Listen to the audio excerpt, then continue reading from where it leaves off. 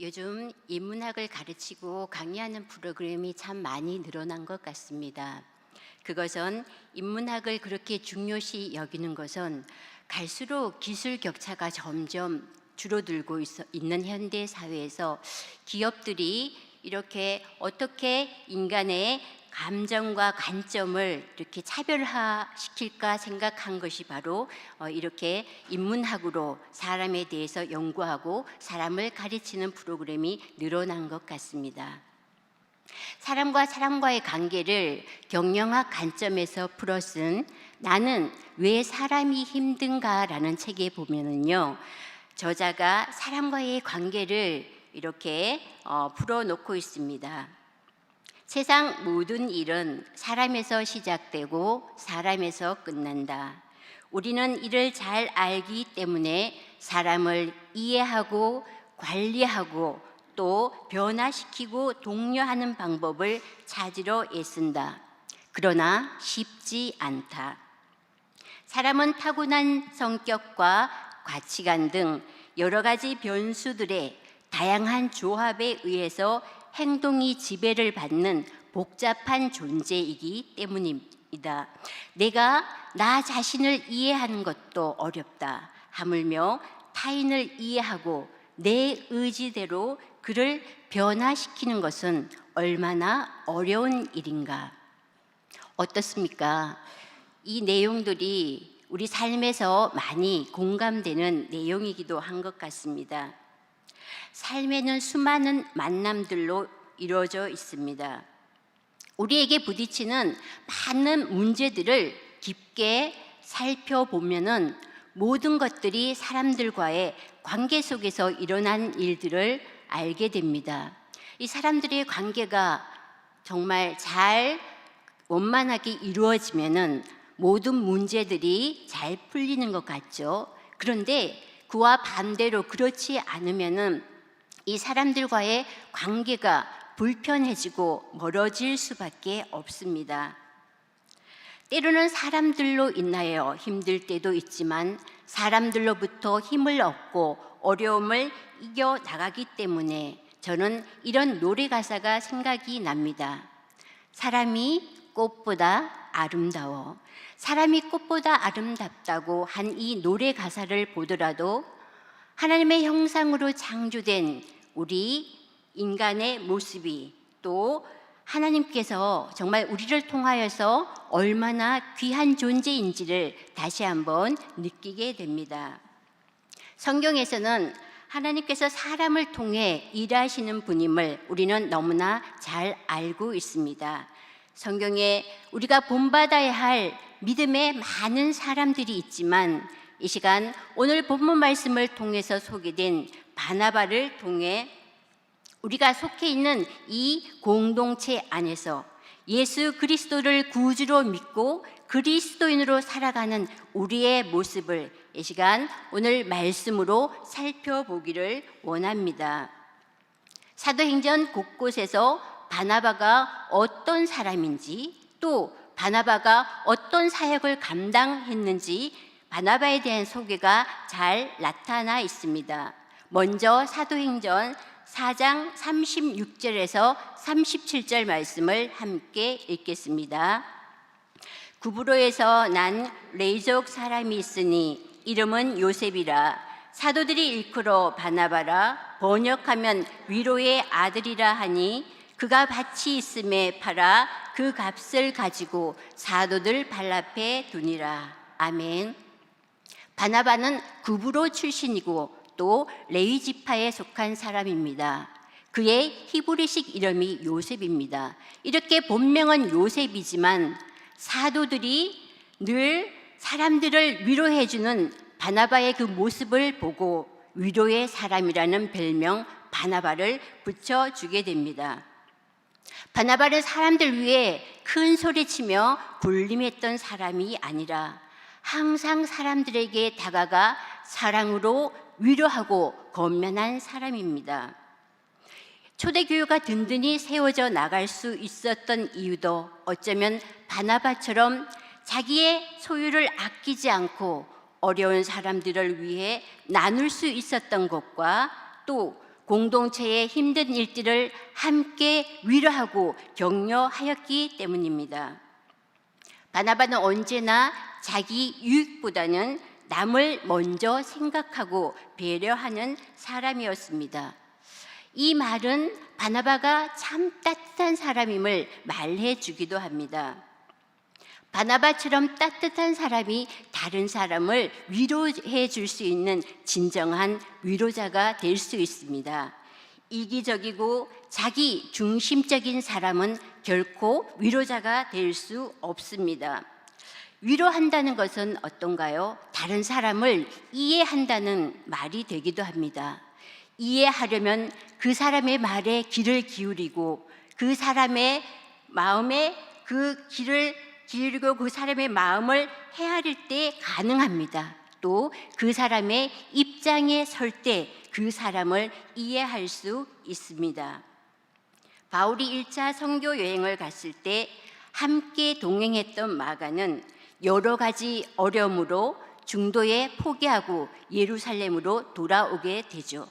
다시 2차 선교 여행을 앞두고 있을 때 바나바는 바울에게 마가도 함께 데리고 갈 것을 권면하였지만은 1차 선교 여행 중에 도중에 돌아온 마가와 함께 할 수 없다는 것으로 바나바와 바울은 크게 다투게 되죠. 결국은 바나바는 마가와 또 바울은 실라와 함께 각자 선교 여행을 떠나게 됩니다. 바나바가 마가를 향한 이 모습을 보더라도 바나바의 인품을 우리는 생각하게 됩니다. 비록 실망한 일이 있더라도 긍정적인 마음으로 소망을 가지고 인내하며 기다려주는 것이 정말 중요한 것임을 알게 되죠. 바나바의 이런 성품이 결국 마가는 후에 바울의 훌륭한 조력자가 되고 또 우리가 알고 있는 대로 마가복음의 저자가 되기도 합니다. 사람들과의 관계 속에서 어떻게 다 내 마음에 맞는 사람들을 만날 수 있겠습니까? 나 또한 그러한 사람이 될 수 없지요. 나와 관계를 맺고 사는 사람들도 다 내 마음에 다가오지 못합니다. 다른 사람의 부족함만을 바라보는 것이 아니라 부족함에도 그 부족함을 바라보며 가능성에 주목하면서 기대를 가질 때 사람들을 향한 또 다른 기대가 생겨납니다. 이러한 성격을 가진 바나바가 바울에게는 특별한 사람이 되었습니다. 사도행전 9장 26절에서 27절 말씀을 함께 읽겠습니다. 사울이 예루살렘에 가서 제자들을 사귀고자 하나 다 두려워하여 그가 제자됨을 믿지 아니하니 바나바가 데리고 사도들에게 가서 그가 길에서 어떻게 주를 보았는지와 주께서 그에게 말씀하신 일과 다메섹에서 그가 어떻게 예수의 이름으로 담대히 말하였는지를 전하니라. 아멘. 말씀대로 바울을 믿어주었던 사람이 바로 바나바죠. 우리가 잘 아는 대로 바울의 삶은 주님을 만나기 이전의 삶과 다메섹에서 주님을 만난 이후의 삶에는 큰 변화가 있습니다. 주님을 만나기 이전에는 누구보다도 주님을 믿는 사람들을 핍박하고 잡아서 옥에 가두는 일에 앞장선 사람입니다. 그러한 바울이 다메섹에서 주님을 만난 후에 즉시로 회당에 들어가서 주님이 하나님의 아들이심을 힘있게 선포하게 됩니다. 유대인들은 이러한 바울의 모습에 당황할 수밖에 없습니다. 누구나 그렇게 생각하기 쉽죠. 하루아침에 사람이 변하면은 한 번쯤 의심하게 됩니다. 바울이 다메섹에서 예루살렘으로 와 제자들과 주님을 전하는 일에 함께 하고 싶었으나 제자들은 바울을 두려워하여 바울이 진짜로 변화받았는지에 대한 의심이 들었습니다. 이때 바로 바나바가 바울을 사도들에게 데리고 가서 바울이 어떻게 주님을 만나게 되었는지를 자세하게 변론하게 됩니다. 바나바는 바울의 이전의 모습이 어떠했든지 간에 바울을 믿어주었습니다. 인정해 주었습니다. 하나님께서 바울을 통해서 큰 역사를 이루실 것을 바나바는 바라보았기 때문입니다. 누군가가 내가 어려움에 처해 있을 때 믿어주고 인정해 주는 것 얼마나 큰 힘이 됩니까? 그것은 그 사람에게 관심을 가지고 있을 때 가능한 일입니다. 때로는 무조건적으로 믿어주는 것은 문제가 되기도 하지요. 바나바는 성령과 믿음이 충만한 사람이었기 때문에 하나님의 말씀과 또 성령님의 인도하심을 따라 살아온 사람입니다. 이러한 삶이 있었기에 바울을 향한 하나님의 계획하심을 알 수 있었을 겁니다. 바울이 예루살렘의 제자들에게 인정을 받는 것은 대단히 중요한 일입니다. 그것은 앞으로 바울이 복음을 전할 수 있는 자격과 권위를 인정받는 일이기 때문입니다. 사도의 자격은 예수님의 직접적인 가르침을 받은 예루살렘의 제자들에게 먼저 인정을 받아야 합니다. 만약 제자들에게 인정을 받지 못하면 어떻게 됩니까?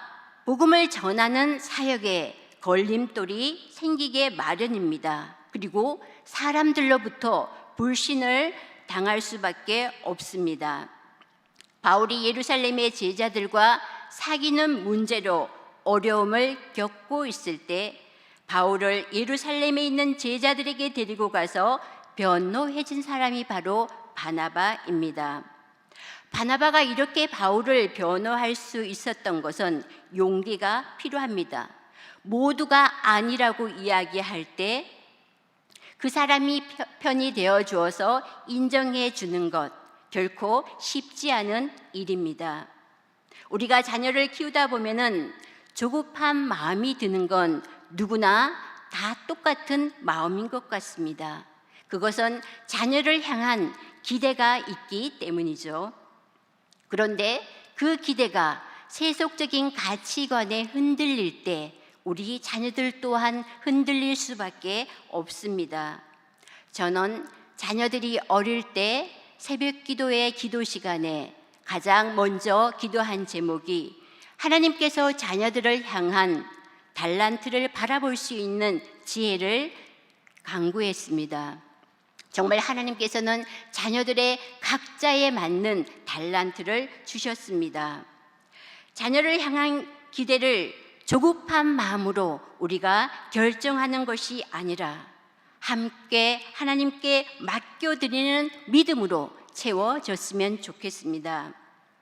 세워주신 귀한 가정 안에서 부부가 또 있는 모습 그대로를 인정해주고 부모 또한 우리 자녀들을 향하여 시험 점수가 올라갔다고 그것에 인정해주고 칭찬해주는 것이 아니라 비록 눈에 보이는 것들이 특별히 내세울 것이 없다고 생각되더라도 하나님께서 우리 가정에 맡겨주신 귀한 가정의 자녀들을 있는 모습 그대로 인정해 줄 때 우리 자녀들이 가정 안에서 사랑받고 있다는 것을 느끼며 자라갈 수 있습니다. 우리에게 맡겨주신 자녀들이 주님과 동행하며 날마다 행복한 삶으로 살아갔으면 좋겠습니다. 인정하고 격려하는 말, 생각은 쉬운 것 같은데 여러분들 일상 삶에서 잘 실천하고 계신가요? 만약 그렇지 않다면 오늘부터 한번 실천해 보세요. 그런데 이것도 훈련이 필요합니다. 게리 체프먼의 5가지 사랑의 언어에 대해서 들어본 적이 있을 겁니다. 사람마다 사랑의 언어가 있는데요. 상대방의 사랑의 언어로 표현해야 사랑하는 마음이 더 잘 전달될 수 있다는 것입니다. 5가지 사랑의 언어에는 인정하는 말, 함께하는 시간, 또 선물, 봉사, 스킨십 이렇게 5가지로 분류되어 있습니다. 이 시간 인정하는 말에 대해서 한번 생각해 볼까요? 조금 비슷한 내용인 것 같지만 인정하는 말의 표현 방법에는 격려하는 말, 또 세워주는 말, 온유한 말, 겸손한 말로 표현할 수 있습니다. 조금 전에 말씀드렸듯이 사람마다 자신의 사랑의 언어가 있다고 말씀드렸습니다. 5가지 사랑의 언어 중에 어떤 것이 자기의 제1의 사랑의 언어에 해당되는지 30가지 문항표를 통해서 테스트해 보면은 의외로 인정하는 말이 사랑의 제1 언어에 속하는 사람들이 많대요. 그리고 또 여자보다도 남자가 더 많다고 합니다. 아내 되시는 분들은 남편에게 인정하는 말로 사랑의 언어를 표현해 보세요. 전달해 보세요. 그 사랑의 힘이 부메랑이 되어서 또 다른 사랑으로 우리에게 다가오지 않을까요? 오늘 본문 말씀을 통해서도 바나바에 대해서 말씀하고 있습니다. 11장 24절 말씀을 다 함께 읽겠습니다. 바나바는 착한 사람이요 성령과 믿음이 충만한 사람이라. 이에 큰 무리가 주께 더하여 지더라. 아멘. 바나바는 착한 사람, 또 성령과 믿음이 충만한 사람이라고 소개하고 있습니다. 성경은 하나님의 일에 합당하게 행하는 사람을 착한 사람이라고 말씀하고 있습니다. 예수님께서도 우리를 통해 세상의 빛으로 세상 사람들에게 착한 행실을 보여주어야 한다고 분명히 말씀하고 있습니다. 마태복음 5장 16절 말씀을 함께 읽겠습니다. 이같이 너희 빛이 사람 앞에 비치게 하여 그들로 너희 착한 행실을 보고 하늘에 계신 너희 아버지께 영광을 돌리게 하라. 아멘. 세상의 빛으로 살아가는 우리의 착한 행실이 거창한 것이 아니라 작은 불꽃 하나로도 큰 불을 일으키듯이 우리의 작은 섬김의 손길을 통하여서 우리의 착한 행실을 통하여서 하나님께 영광을 돌리는 삶이라고 말씀하고 있습니다. 착하고 성령과 믿음이 충만한 사람, 이런 사람은 누구나 본받기를 원합니다. 누구나 닮고 싶은 사람이기도 합니다. 성령과 믿음이 있는 사람이기에 어쩌면 그 삶이 착한 모습으로 하나님께 영광을 돌리며 살아가는 사람이 되지 않겠습니까? 하나님께 크게 쓰임 받았던 전도자 무디 목사님의 제자인 R.A. 토레이 목사님은 하루도 빠짐없이 날마다 반복하며 하는 기도가 있습니다. 한번 잘 들어보세요. 성령님, 제가 성령님을 떠나서는 살 수 없습니다. 제가 성령으로 충만하다고 느끼지 않았을 때는 말하지 않게 도와주십시오. 왜냐하면 성령 충만함 없이 말할 때 저는 너무나 많은 실수를 하기 때문입니다. 또한 주님, 제가 성령 충만하다고 느끼지 않을 때는 인생의 중요한 결정을 하지 않게 도와주십시오. 저는 너무나 자주 그릇된 결정을 할 가능성이 있습니다. 성령님, 저를 붙들어 주십시오. 성령에 대한 사모함, 이것이 성령을 쫓아 살아가는 성령 충만한 그리스도인의 삶입니다. 하나님의 자녀가 되고 하나님의 자녀다운 사람이 되는 것은 날마다 성령님의 도우심을 따라 살아가는 삶이기도 합니다. 우리 모두 날마다 성령님과 동행할 수 있는 믿음을 주시기를 기도해야 합니다. 바로 그것이 성령의 9가지 열매를 맺을 수 있는 삶이 되기도 합니다.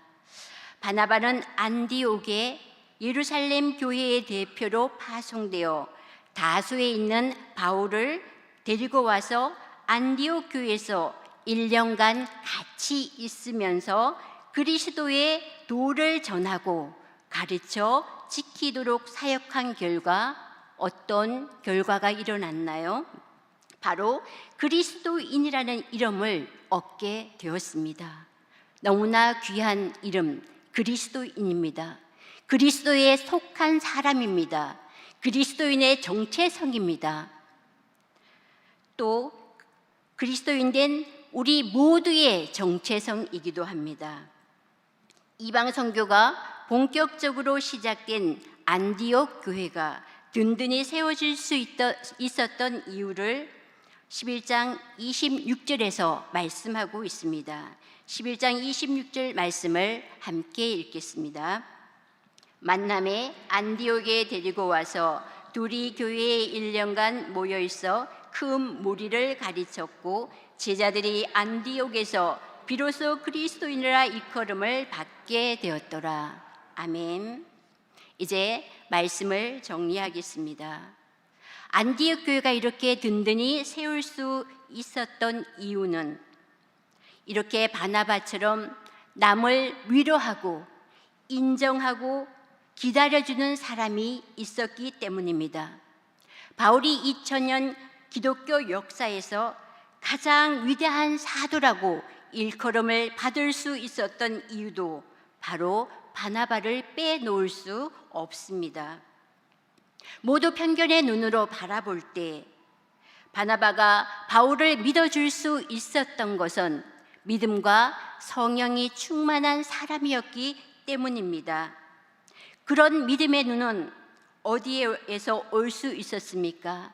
늘 하나님의 말씀을 듣고 기대하며 또 성령과 믿음이 충만한 삶으로 살은 결과이기도 합니다. 주님의 몸된 교회, 우리 신일교회를 통하여서 바나바와 같은 사람들이 세워지기를 소망합니다. 우리 한 사람 한 사람이 모두 바나바와 같은 자리에서 우리의 공동체의 유익을 위하여 함께 사랑의 공동체 안에서 살았으면 좋겠습니다. 우리에게는 예수님께서 몸소 보여주신 그 사랑이 있습니다. 예수님을 따라 살아가는 그리스도인 우리 모두가 되시기를 축복합니다.